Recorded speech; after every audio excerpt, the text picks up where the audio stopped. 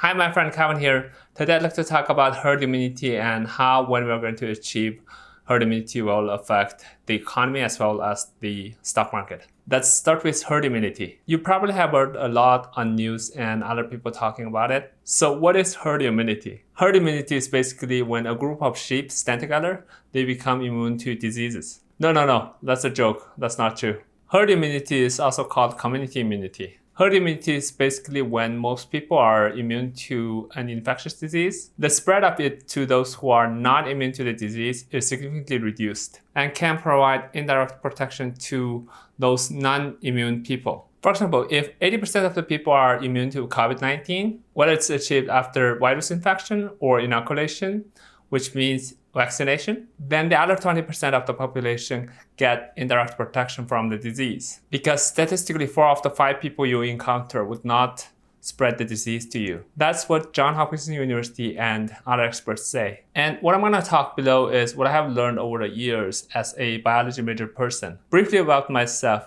I majored in biotechnology during my undergrad and neuroscience in my PhD. However, please note that what I'm going to talk about is my personal opinions. And I am no expert in virology, immunology, or public health. So please do not take what I'm going to talk about as an official guide or instruction. This is just my personal knowledge and thoughts. Now note that this kind of indirect protection is relative, not absolute. One is 1 out of 5 people encounter has a chance of carrying a virus with or without symptom. In the above case of 80% herd immunity, how big is the chance? Well, that depends on how widespread the disease has been and how contagious the variant is. Second is, even those who have been immune to the disease, whether through virus infection or vaccination, can still carry the virus around. These people are called virus carriers. Some of them probably experience some mild symptoms for a while, whereas others do not show any symptom at all. And they don't even know that they're carrying the virus. How could they? This chance of carrying a virus around is quite low, but it depends on virus itself. How long do these virus carriers would carry the virus around? No one knows. It can be a few days, 2 weeks, 2 months, 2 years,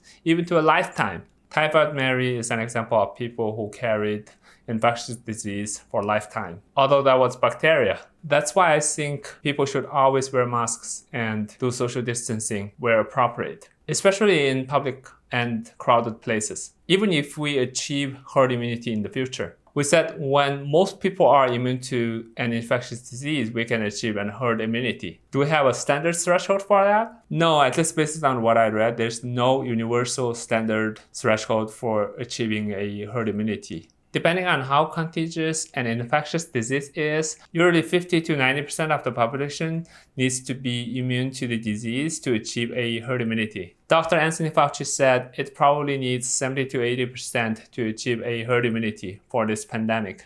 I think in the case of COVID-19, that's when things start to move towards the normal. But it won't be fully normal like before COVID-19. Now, I think there are a few big factors that we should consider about going back to normal. First is when all these restrictions and stay-home orders are going to be pulled back completely. If they are pulled back too early, like some states in the US have done, before we're achieving a herd immunity, we'll experience another peak, size of which depends on many things. Second is how much these vaccines are effective towards the new variants. We have UK variant, South African variant, now we have New York variant. There are probably more variants and we don't know yet. Most vaccines have been confirmed to be very effective towards the UK variant and the South African variant, although the efficacy rates are lower than those towards the dominant one. But just if one of these variants is not target of any of the vaccines that are currently available and any of those that are coming up, then this variant can potentially cause another wave. The chance is small, but it's still there, at least theoretically. That's why Dr. Fauci and other health experts are currently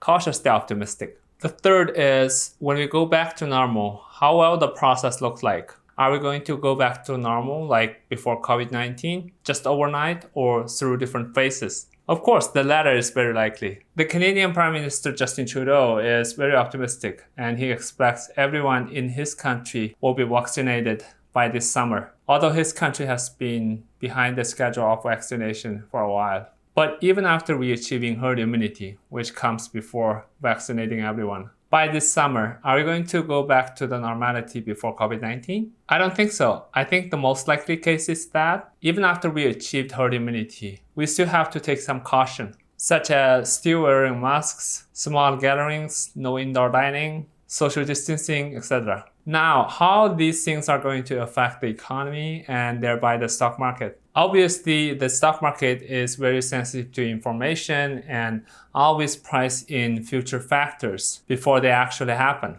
at least partially. It's also obvious that as more vaccines are available, more people will receive and become immune to the virus. And more people will go back to the workplaces where social distancing is hard to achieve, like airline and travel industries. And it's always reflected in the stock market first. Thus, the more vaccines are available, the higher the stock market should go, especially airline industry. I think that's why Air Canada has been rising recently. Another thing is that the more federal money pumped into the economy, the higher the stock market will go. I think the stock prices right now have already priced in the $1.3 trillion bill initiated by President Biden, at least partially, as people expect that at least the main part of the bill will be passed. Currently, it's stuck at the minimum wage part, which can be compromised and will not affect the main body of the bill. I think this bill and the money we have already pumped into the system earlier will push the stock market up until we go back to normal. Certainly, inflation is one of many side effects of series of money injections. Will we have corrections along the way? Definitely, yes, there will be.